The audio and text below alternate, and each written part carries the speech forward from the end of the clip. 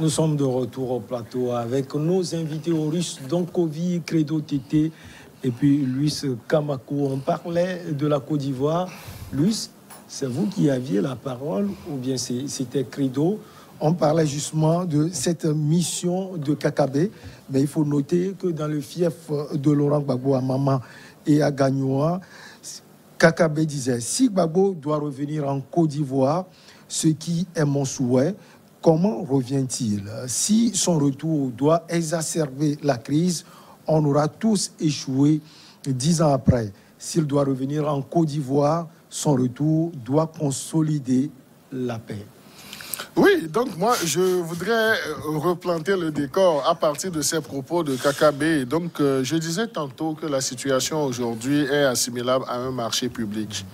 Pourquoi je le disais? J'ai parlé de l'offre, de la demande. Mais Kakabe, dans sa posture, est la personne responsable des marchés publics dans la situation de la Côte d'Ivoire. Ouais. Et là, lorsqu'on est dans un classique marché public, il y a l'offre technique qui est prioritaire et c'est après que l'offre financière arrive. Ouais. Donc l'offre technique, donc qu'est-ce que les partis, est-ce que ça va répondre? Ouais. Si Kakabe tient déjà ses propos, donc c'est que lui-même il est conscient que la mission lui serait un peu difficile. Et il est en train de préparer psychologiquement les gens même à accepter l'échec de cette mission parce qu'il sait que lui-même, il a des antécédents avec ces personnes qu'il va aller rencontrer. Et ça ne lui sera pas facile. Donc c'est un serpent à deux têtes. Kakabe devant Charles Blé Goudé, donc ils doivent vider leur propre contentieux avant d'entamer le dossier.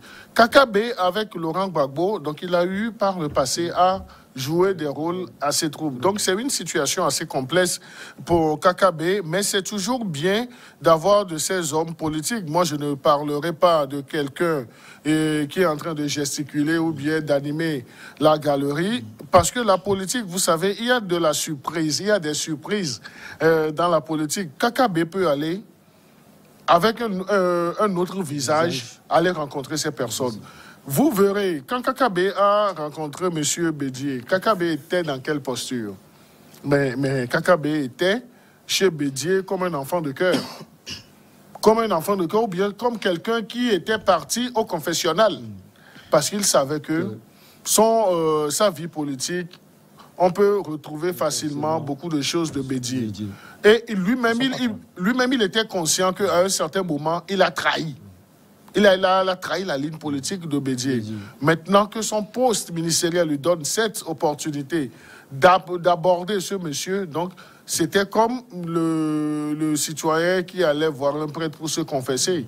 Ce qu'ils se sont dit, ce n'est pas tout qui est ressorti. Sûrement qu'il aura affaire à lâcher quelques mots, mais revenant à la situation, à la question du jour, c'est une mission qui sera assez complexe, assez difficile, mais on ne peut pas tabler sur son impossibilité de réussite. Horus s'est confirmé avant la haie et surtout Bruxelles, Kakabe ira au prime abord au Ghana. Oui, mais il est au Ghana. Maintenant, bonne chance pour lui en ce qui concerne rassembler, disons, convaincre tous ceux qui se sont réfugiés au Ghana. Bonne chance pour lui. Moi, personnellement, je n'y crois pas. Personnellement, je n'y crois pas.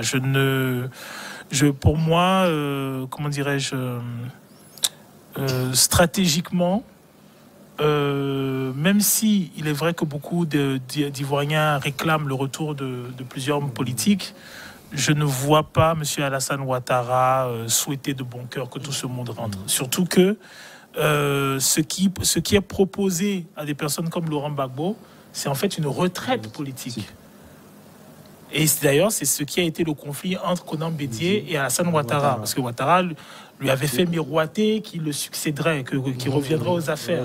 Donc, quand on a des personnalités comme Konan Bédié, qui n'a pas du tout envie d'entendre parler de retraite politique. Il a fallu apprendre tout le giron de la diplomatie internationale pour pouvoir le convaincre et le calmer. On a quelqu'un comme Laurent Gbagbo, Laurent Gbagbo a comment dirais-je, pour équipière, je ne sais pas dire si je dois être colistière, son épouse. Son épouse, lorsqu'on voit son épouse, lorsqu'on voit sa gouaille, un certain nombre de ses démarches et ainsi de suite, je n'ai pas la sensation que M. Laurent Gbagbo a dans l'idée une retraite politique. D'ailleurs, dans sa dernière sortie, on l'a senti. On l'a senti. Il n'est pas dans la retraite politique. En ce qui concerne M. Gbagbo et M. Bédié, ce sont des personnes qui sont frustrées dans leur mandat. Et qui en veulent à Alassane Ouattara, justement, pour avoir torpillé le mandat qui était le leur, afin de pouvoir s'arrêter. Il y a beaucoup de faits historiques qui nous ramènent à cela. Et on voit Ouattara, lui, qui savoure son mandat à lui.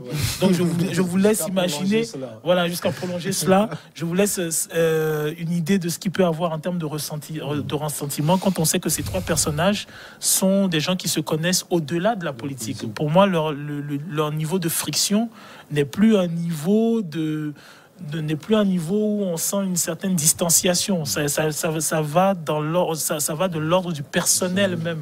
Donc quelqu'un comme Kakabe, très très volubile, très versatile, très gymnaste de la politique, qui va d'un camp à l'autre, d'une calomnie à l'autre, d'une affaire à l'autre, d'un clientélisme à l'autre, c'est très très compliqué. Je le vois. Alors rien que avec la dernière phrase, c'est-à-dire grosso modo, oui, on va poser certaines conditions à votre retour, et si vous ne les respectez pas, c'est que vous ne rentrez pas dans la dynamique qui est la nôtre. Alors que tous ces acteurs, dès le début, ne sont pas prêts à rentrer dans la dynamique qui est la vôtre. Quelqu'un comme Blé Goudé ne rentrera pas en Côte d'Ivoire pour faire une retraite politique.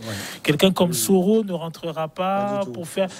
Ils sont trop jeunes pour ça. Quelqu'un comme Gbagbo estime qu'il n'a pas fini de léguer quelque chose, n'a pas fini de léguer son héritage. Donc, c'est compliqué. C'est compliqué. Je pense ce qu'il faut dire aussi, c'est que est-ce que beaucoup de gens ne disent pas, c'est qu'aujourd'hui, Alassane Ouattara est en train de faire dérouler un plan. Il veut s'enlever d'un grand poids. On le disait tout à l'heure que beaucoup d'Ivoiriens lui reprochent en fait d'avoir contraint cet énorme politique-là à l'exil. Aujourd'hui, il est en train de mener une action, il est en train de dérouler justement un plan peut-être historique. Historique, il va vers ses déclinologues. Il va vers Alassane Ouattara, il va vers Guillaume Soro, Charles Blé Goudé, il va leur demander de revenir au pays. S'ils ne reviennent pas, l'histoire retiendra que Alassane Ouattara fait la démarche et que ça n'a pas été reçu. Donc c'est pour cela, je dis qu'il veut prendre il veut prendre la hauteur, il veut damer justement du pion à cet adversaire-là. Parce qu'Alassane Ouattara, comme on le dit, il sent le poids de l'âge, lui va se retirer et puis il veut laisser derrière lui une bonne image. Alors peut-être que Credo peut le corroborer. Pour Charles Blé Goudé, peut-être que ça va être un peu facile, parce que Charles Blé Goudé a fait déjà des ouvertures à l'endroit de l'actuel Premier ministre, Ahmed Bakayoko. Même si on sait que pour Gbagbo, ça va être difficile. Non, je crois que l'amitié de plusieurs années entre Ahmed Bakayoko et Charles Blé Goudé n'a jamais été altérée, même si les lignes politiques étaient assez distancées. Mais ce sont des gens qui se portent réciproquement dans le cœur. Donc je crois que la mission, disons, secrète de Ahmed Bakayoko, c'est d'arriver à tisser la toile avec Charles Blé Goudé, et c'est ce qu'il est en train de faire, parce que Charles Blé Goudé aussi aurait montré une certaine disponibilité.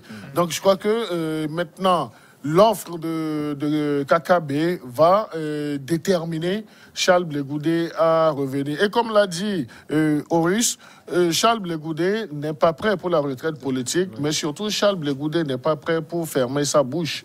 Donc il ne peut pas. Et lorsque nous faisons ces analyses aussi, il faut comprendre la posture de M. Alassane Ouattara.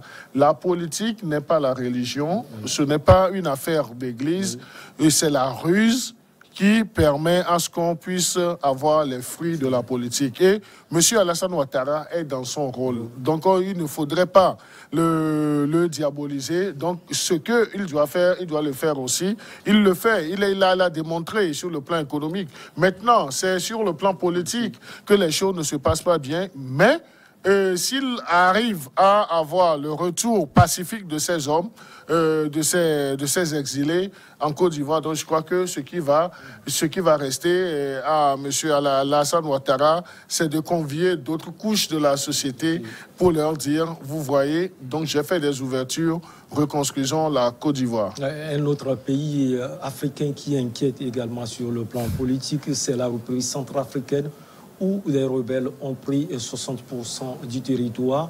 Possibilité de dialoguer avec ces rebelles. La Russie dit non à un dialogue avec les rebelles russes. Donc, vous êtes surpris de cette déclaration de la Russie? Non, je ne suis pas très surpris de la déclaration de la Russie. Alors, je pense qu'il faut la disséquer.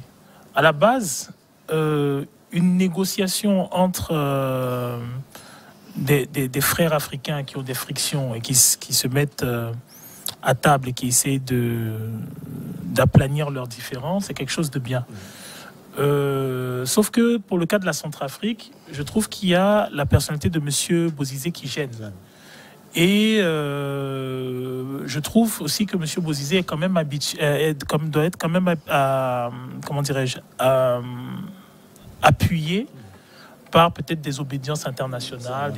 Parce que lorsque vous prenez l'histoire de la Centrafrique, M. Bozizé est impliqué dans tous les coups fourrés.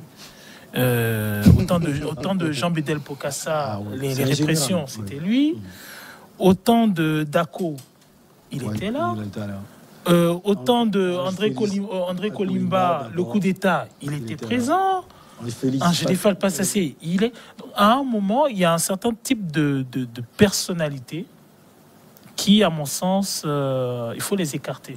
Là, par exemple, on avait au début du conflit centrafricain, on avait effectivement, des groupes armés, appuyés parfois par des pays voisins, ainsi de suite.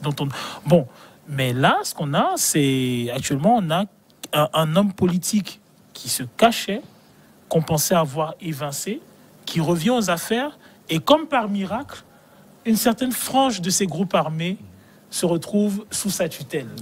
Et lorsque l'on voit la personnalité de M. Bozizé, qui a déjà été président, on sent qu'il ne lâchera l'affaire que lorsqu'il reviendra aux affaires. Donc, il reviendra président. Donc, je pense que, oui, c'est difficile de négocier avec quelqu'un comme ça qui, en réalité, lorsqu'on voit l'histoire de la Centrafrique, surtout les derniers développements, on sent qu'il veut se poser en personne indispensable du processus de reconstruction centrafricain. On sent qu'il veut se poser comme cela. Et effectivement, la Russie, ce n'est pas la France, ce n'est pas les États-Unis, ce n'est pas l'Angleterre. Les Russes sont des gens qui sont beaucoup moins flexibles et beaucoup plus directs dans l'action. D'où l'intervention de l'ambassadeur, disons du responsable de la diplomatie russe, qui dit il n'est pas question que nous négocions avec ce genre de personnalité. Je pense qu'il ne faut pas faire l'amalgame entre le refus russe et qui a pu le pouvoir centrafricain de vouloir négocier avec les rebelles et le refus français de vouloir négocier avec les rebelles maliens. Je pense que ce sont deux cas très différents. Le refus russe se comprend parce que on a un État centrafricain qui, par exemple, qui est là et dont on ne comprend pas l'embargo sur les armes. Actuellement, on a une armée centrafricaine, mais on a toujours un embargo sur les armes, alors que les groupes rebelles, eux, sont alimentés constamment en armes. On a même parmi certains groupes rebelles des ressortissants d'autres pays, soudanais, tchadiens, ainsi de suite, avec des filières qui sont alimentées par des groupes. On ne fabrique pas d'armes en Afrique. Donc ces armes, ils viennent bien de quelque part. Et l'État centrafricain à qui on dit, vous devez sécuriser le Bangui, vous devez sécuriser le territoire, vous devez reconstituer l'armée. On a, des Russes qui viennent former. On a des gens d'autres pays qui viennent former. On a la MINUSCA qui qui est là-bas, et ainsi de suite. À cet état-là, on dit non, on vous fait un embargo sur les armes. Et je trouve que ça rappelle un peu ce qui s'est passé en Côte d'Ivoire.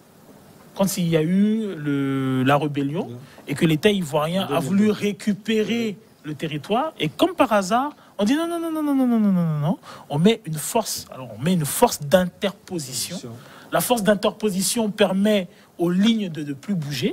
Et étonnamment, on met un embargo sur les armes du gouvernement, en sachant que les rebelles, eux, sont copieusement alimentés en ressources. Allez, on va marquer la pause. On va revenir. Tite Credo a envie de parler ainsi que Luis Camaco. La pause, elle s'impose.